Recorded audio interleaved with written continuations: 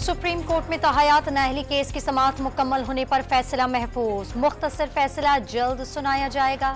Senate ने इंतखाबात मौखर करने की करारदाद कसरत राय से मंजूर कर ली। लीगी सेनेटर अफनानुल्लाह खान की मुखालिफत। चेयरमैन सेनेट इलेक्शन से मुतालिक कोई बड़ा फैसला नहीं कर सकते। निगरां वज़ीर इत्तलात मुर्तजा सोलंकी का मौक़िफ़। MQM ने इलेक्शन से मुतालिक करारदाद पर राब्ता कमेटी का हंगामी इजलास तलब कर लिया। हिकमत अमली तय की जाएगी। सेनेट में इलेक्शन मुलतवी कराने की करारदाद मंजूर होते ही स्टॉक एक्सचेंज में मंदी, 800 पॉइंट्स गिर गए।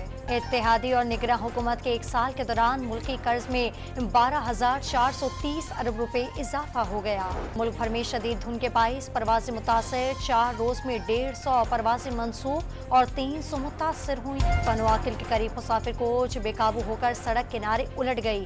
3 मुसाफिर जाँ बहक, 15 अफराद जख्मी हो गए।